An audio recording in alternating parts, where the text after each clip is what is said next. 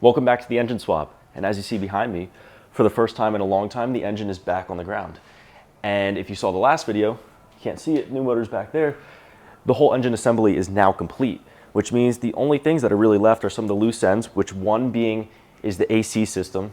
As far as I know, I'm the first person doing the swap that's also running AC. So there's a lot of unknown, but one of the things I do have is some Type R AC lines. I'm gonna see how well that works, and if some of the lines have to be custom, so be it. So I'm gonna figure that out, and then the other thing I have to do is change the shifter cables. Once those two are done, the only thing that's left is some wires and hoses on the engine, and then the engine can be dropped in. I wiped down the engine bay a little bit, and for 62,000 miles, looks pretty clean to me. For the AC lines, we're gonna start at the wall, and for the most part, the Type R lines are very similar, but the key difference is at the end where it will connect to the compressor. That's where the fittings are different. In the pile of parts, here's your SI condenser, and here's the Type R. A little bit different. Again, I don't know how this will go, but start pulling the lines out. Nice.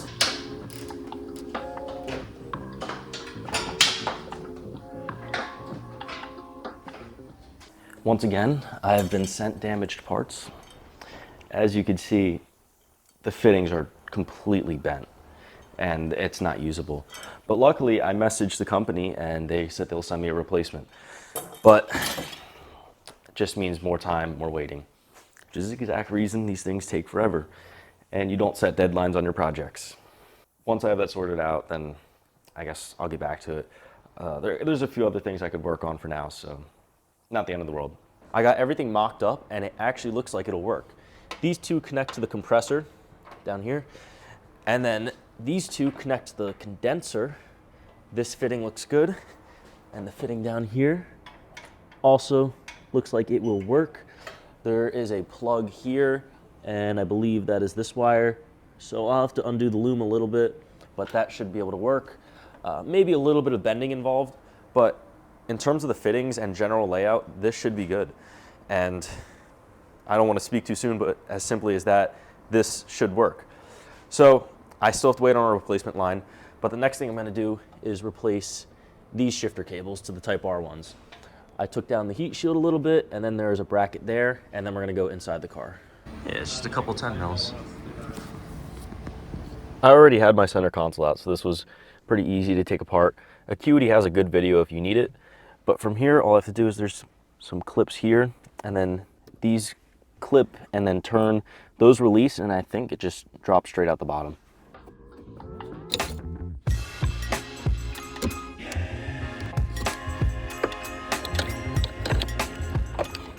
You can see the Type R lines are a little bit longer, and an interesting detail I noticed is that they actually have weights on them, which I would guess these contribute to the feel of the shift, but interesting nonetheless. I had to swap the SI bracket to the Type R lines because they are a little different. Pry it apart. It sits a little bit differently, but it'll work fine.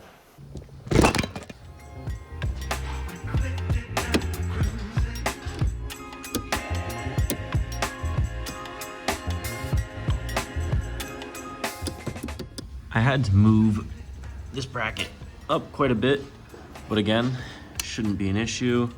It's really just there for support. So I'm gonna bolt these up and then put the heat shield back on.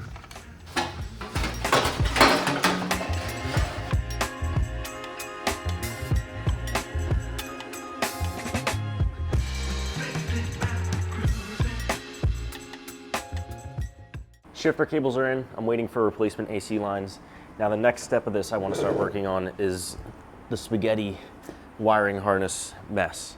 And this is the SI wiring harness, and that's a big part of the swap, is that you can reuse this wiring harness and you don't have to switch to Motec or anything crazy. And a lot of these connections will not reach because, well, it's a bigger motor. So what you have to do is parts like this, there's some clips on the edges, you have to open up the loom a little bit so you get a little more reach. And specifically with the injectors, what I'm doing now is, luckily this motor came with the injectors in it, and it actually came with the old plugs and the pigtails. So what I'm gonna need to do is actually splice into those injectors cut these off and wire in the cord plugs because the SI plugs are a little bit different. And then a lot of this is just going to be cutting it open and making it work.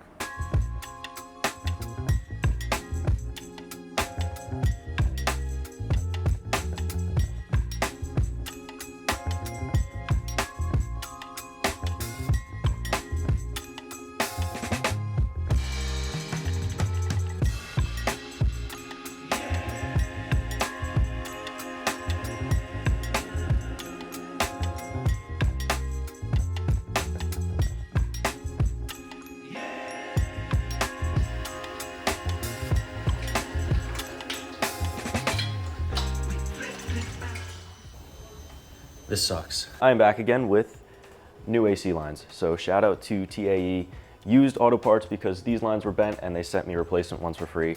So we can actually get these in, get the AC set up.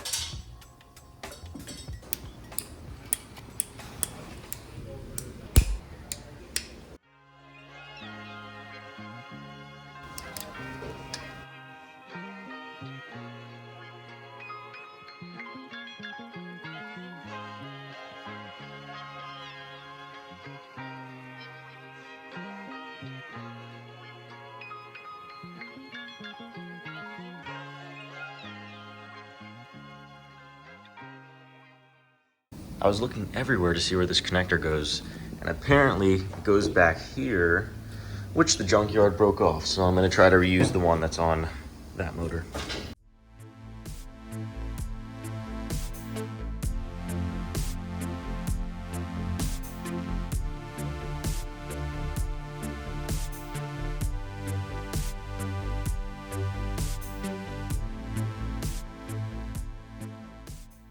Finally, the entire wiring harness is complete. Everything is plugged in, and I know it looks like a mess right now, but it's really not as complicated as it seems, and there's a lot to recap. One of the questions that keeps coming up, and I will once again clarify, about the wiring, the OEM SI ECU works. In addition to that, the SI wiring harness, this is the wiring harness off that motor, works, obviously with some modification. But all of that will work. You don't need to buy a new ECU, you don't need to switch to Motec, you don't need a new wiring harness. It works. I want to give a huge shout out to Tony once again. I'll link his Instagram. He's been walking me through the swap. If I ever have questions, I ask him. He's been amazing in helping me get through this.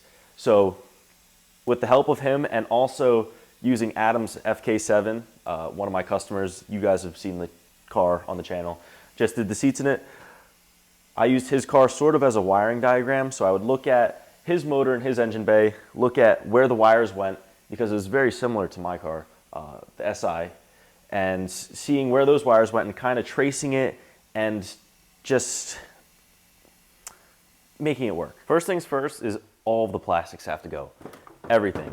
All these come off, and you're gonna be left with these gross looking wires. Again, it looks crazy, but it's not that bad. The only plastics I left on here are the main connect, and that's really it. So all of those come off.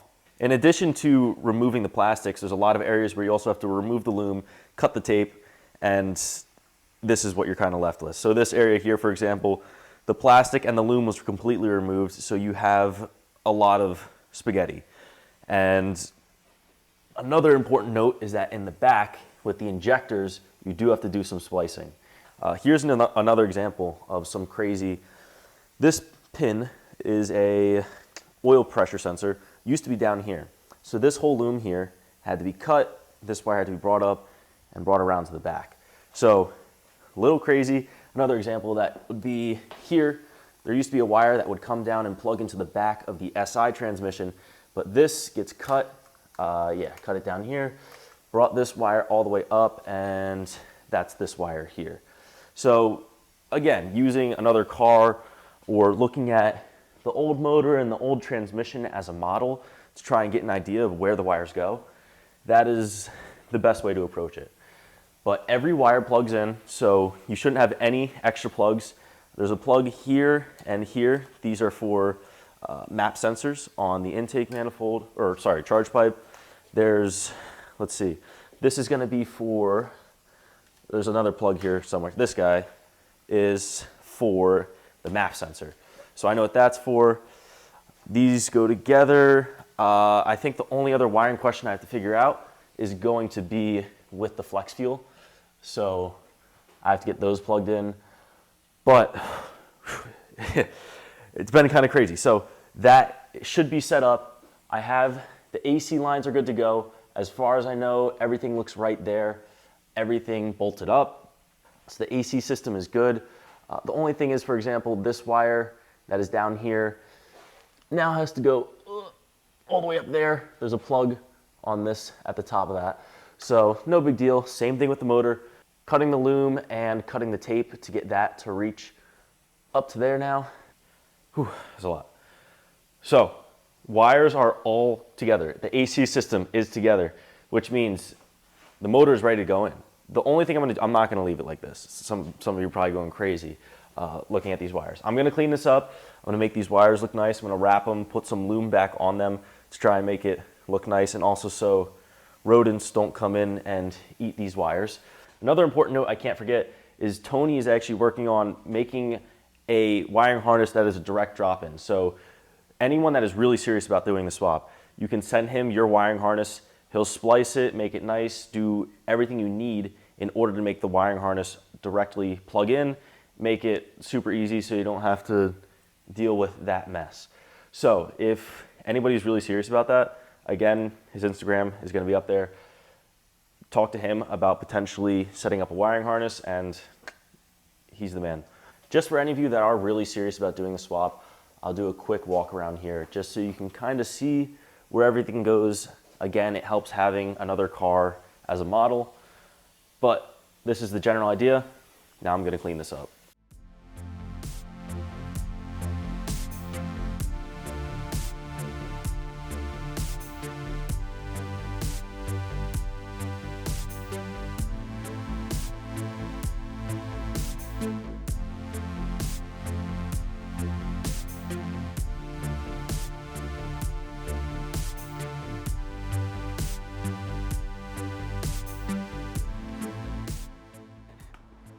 No explanation. Anyways, what will look like just a few minutes for you guys was actually several hours of wrapping wires and cleaning this up. I used extra harnesses I had over here. I was taking the loom off, essentially just going back and forth between putting loom on here, wrapping it in electrical tape, and just cleaning it up the best I can. Now it's still a little messy looking, but there's no exposed wires, which is what you want. So I'm gonna clean up the rest of this with zip ties, but I'm gonna wait until it's in the car so I can make sure there's no tension on anything. And the only area I did put some zip ties was back here. So this is all zip tied up because once this is in, it's gonna be really hard to access this area. So the most important thing about all this is that the motor is finally at a point where it can go in the car, which is really, really exciting. It's been a long time, probably about 2 months. I'm trying to give you guys a good look. For anyone, again, that is really serious about doing this, here's a good look at the wiring. So now I have to find a way to get this out of here, bring the engine up, and it can finally go in. 3, 2, 1, go. Oh, right. POV Woody's car. You coming back from food. Woody's driveway. Well, engine is facing the wrong way. So I have to bring this down, rotate it 180 degrees so it's actually facing the front.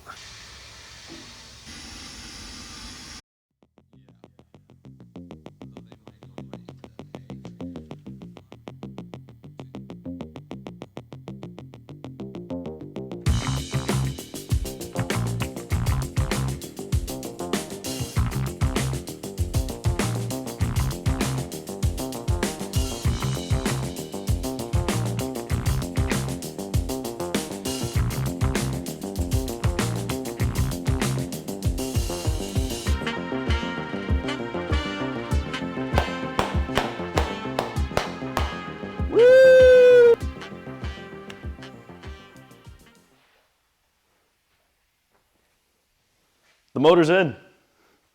There honestly isn't really any secret to getting this in. It's just patience, being really careful, and going back and forth.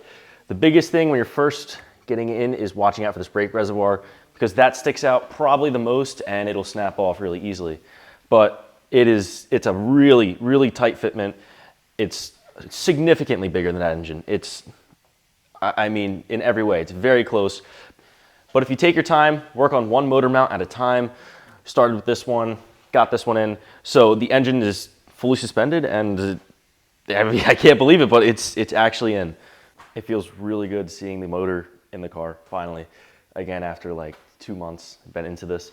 So it is now really close to starting. So I guess at this point, the ECU goes in, some coolant, some vacuum lines, set up the intercooler, and then it should be ready to start. I am still waiting on axles though. AKD. Yeah. So can't drive the car, but should be able to start it still. And I feel like this is a good point to stop because that's a huge milestone right there. And hopefully in the next video, be able to get this running. So that is all for this video. Thank you guys for watching, and I look forward to seeing you with a running car in the next video.